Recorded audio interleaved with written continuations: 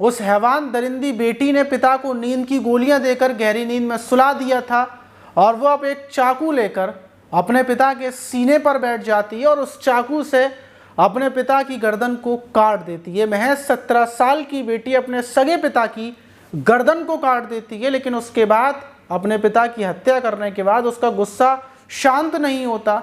फिर वो उस चाकू को फेंकती है, दूसरी तरफ से एक हथौड़ा उठाती है जो उसने पहले से ही रखा हुआ था और उस हथौड़े को लेकर अपने भाई के कमरे में पहुंचती है और उसके ऊपर भी ताबड़तोड़ वार शुरू कर देती है। वो अपने पूरे परिवार को मारना चाहती थी, ख़त्म करना चाहती थी। उसने पिता को मार दिया था, लेकिन सवाल ये कि महज 17 साल की लड़की अपने पूरे परिवार को क्यों मारना चाहती थी? उसने अपने पिता की हत्या क्यों की और उसने ऐसी खतरनाक प्लानिंग को अंजाम कैसे दिया कि उसने पहले सबको नींद की गोलियां खिला दी? आखिर वजह क्या थी? वो ऐसा क्यों करना चाहती थी? ये जो पूरी घटना है शुरू से लेकर आखिर तक जब आप सुनेंगे तो आपके पैरों तले ज़मीन निकल जाएगी। आपको यकीन नहीं होगा कि 17 साल की लड़की जिसने अभी 12th के एग्ज़ाम दिए थे, 12th में पास होकर अच्छे नंबरों से आई थी, वो अचानक से खून की प्यासी क्यों बन गई, वो भी अपने परिवार की। तो चलते हैं, इस घटना को शुरू से लेकर आखिर तक जानेंगे। वीडियो को आगे पीछे इसके जरा सा भी ना करें। तो चलो दोस्तों, मेरा नाम माज है। उम्मीद है कि आप सब अच्छे होंगे, सुरक्षित होंगे।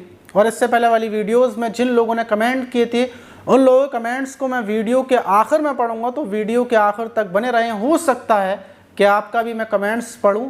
और जिन लोगों ने कमेंट्स नहीं किए हैं तो जल्दी से नीचे जाइए और कमेंट्स कर दीजिए, फिर वीडियो के आखिर में मैं आपके कमेंट्स को पढ़ूंगा। तो आज की जो घटना है वो उत्तर प्रदेश के कन्नौज की है, जिसको खुशबुओं का शहर कहा जाता है। कन्नौज की गलियों में कहीं भी किसी भी गली में चले जाएं आपको खुशबू लगेगी। और उसी कन्नौज का एक थाना है छिबरा मऊ थाना। छिबरा मऊ थाने के अंदर कई सारे गांव आते हैं, उसी में एक गांव आता है कुरमुल्लापुर गांव। उसी गांव में 21 मई की रात, 21 मई सोमवार 2024 की रात पूरे गांव के लोग सोए हुए थे गहरी नींद में, लेकिन अचानक से रात 2 बजे के टाइम पर एक घर से बहुत ज़्यादा चीखने पुकारने की आवाज़ें आ रही थी।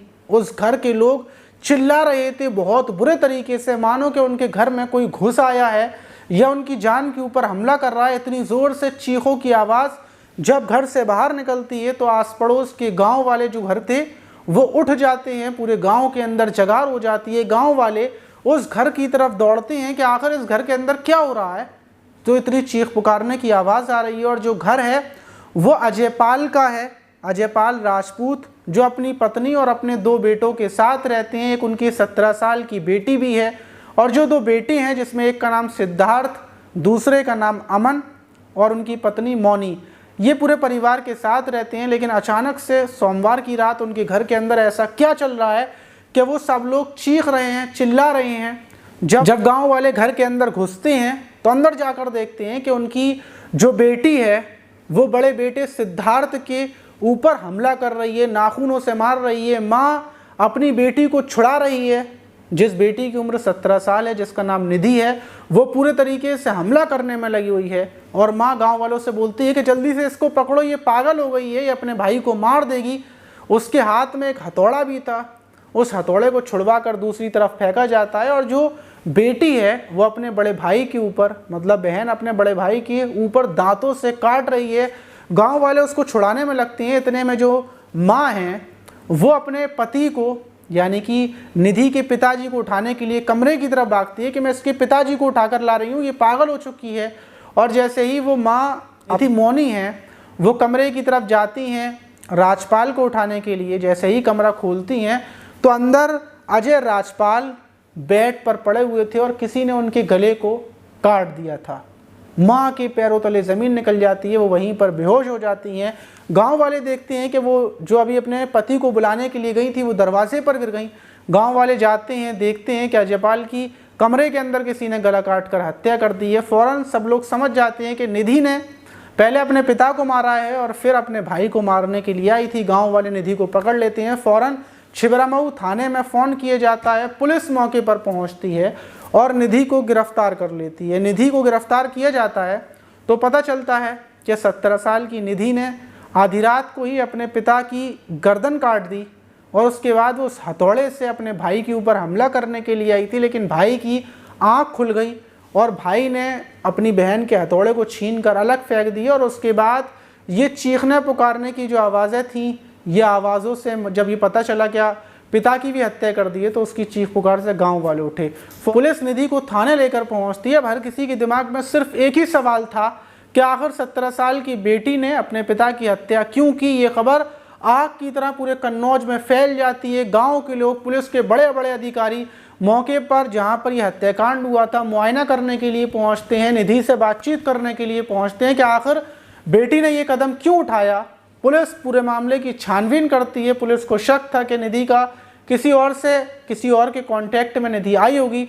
और जब पूरे तरीके से जांच पड़ताल की जाती है, निधि से पूछताछ की जाती है, तो पता ये चलता है कि निधि वहीं अपने ही घर से दूरी पर कॉलेज में पढ़ाई कर रही थी। और अभी इसी टाइम पर उसने 12th के एग्ज़ाम दिए थे और एग्ज़ाम देने के बाद वो अच्छे नंबरों से पास भी हुई थी।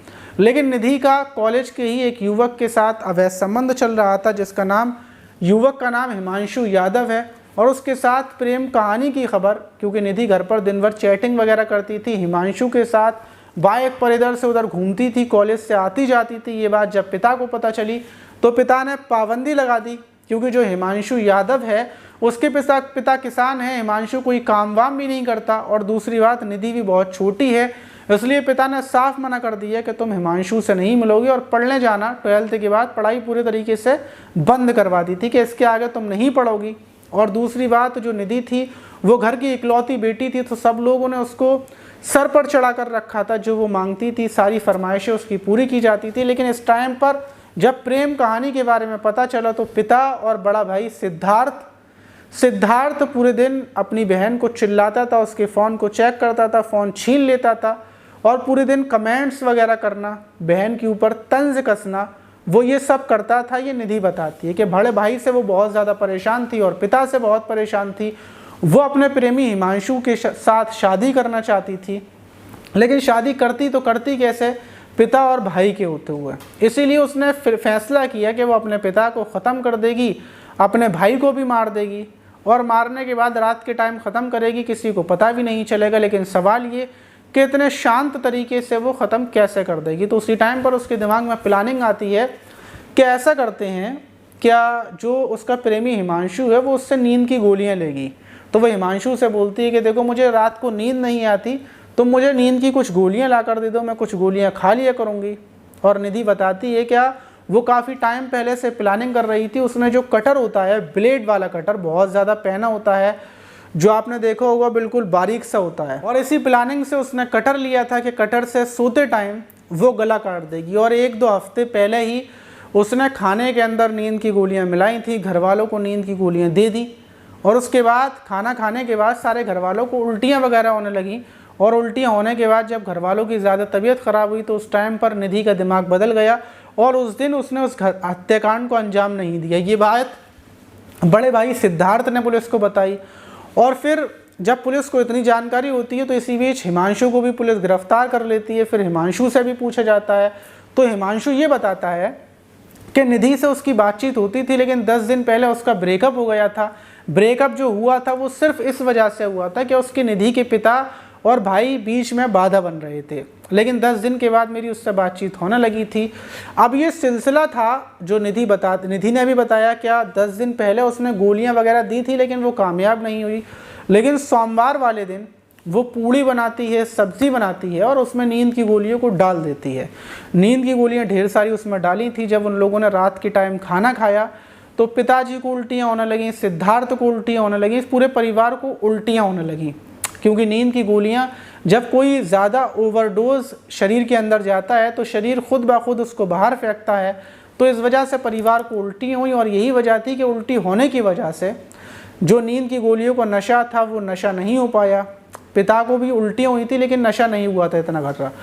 और निधि रात के टाइम कटर लेकर अपने पिता के कमरे में पहुँचती है और उस कटर से पिता की गर्दन को काटती है। फिर जो कटर था वो चलाने के बाद वो टूट जाता है और फिर वहीं पर उसने एक हथौड़ा भी रख लिया था। उस हथौड़े को लेकर अपने भाई के कमरे में पहुंचती है और जैसे ही भाई के ऊपर हमला करने जा रही थी, लेकिन सिद्धार्थ तो सोया नहीं था क्योंकि रात के 2 बज रहे थे और दूसरी चीज़ उसको बेचैनी हो रही थी तो वो जाग रहा था। सिद्धार्थ बताता है कि जब उसको कुछ आहट लगी कि कमरे के अंदर कोई आया है, तो उसने आँख खोल कर देखा और जैसे ही बहन ने उसके ऊपर हमला किया तो उसने हथौड़े को पकड़ लिया, उसको छीन कर चीख कर इधर फेंका।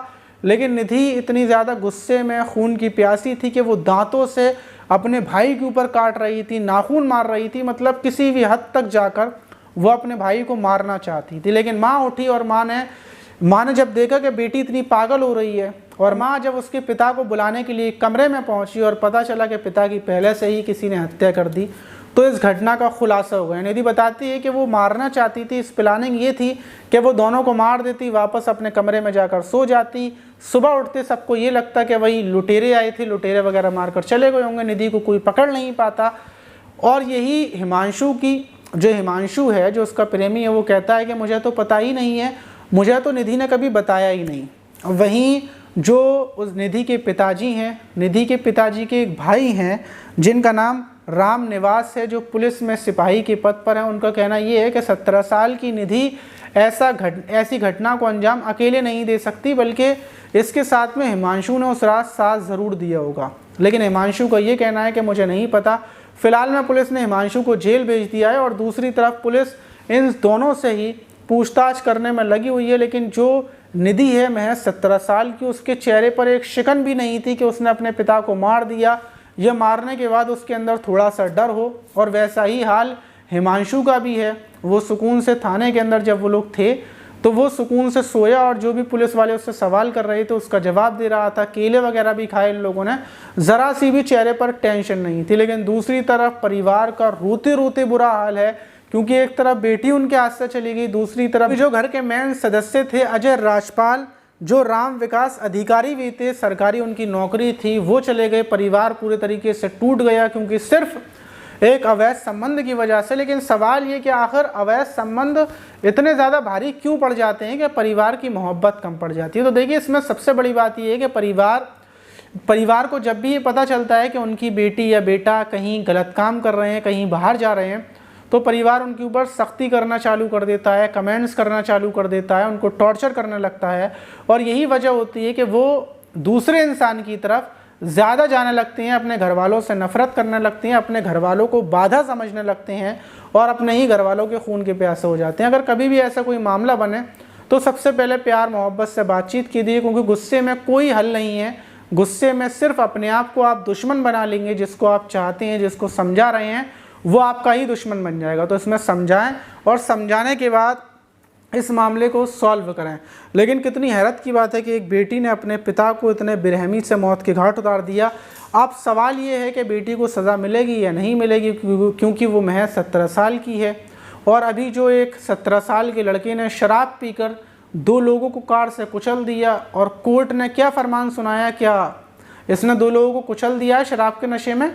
इसको सिर्फ सज़ा ये है कि ये 300 अल्फाजों का, 300 शब्दों का एक निबंध लिखे, मतलब अपनी छोटी सी एक बात लिख दे, ख़ता लिख दे, और ये आज़ाद है, घूमे फिरे ऐश करे, इसकी इसमें कोई गलती नहीं है। तो देखिए, हमारे देश का कानून इतना हल्का है और यही वजह है कि कानून का फ़ायदा लोग उठाते हैं और बहुत अच्छे से उठा लेते हैं। अब चलते हैं, जिन लोगों ने इससे पहले वाली वीडियोज़ में कमेंट किए थे उनके कमेंट्स को पढ़ते हैं।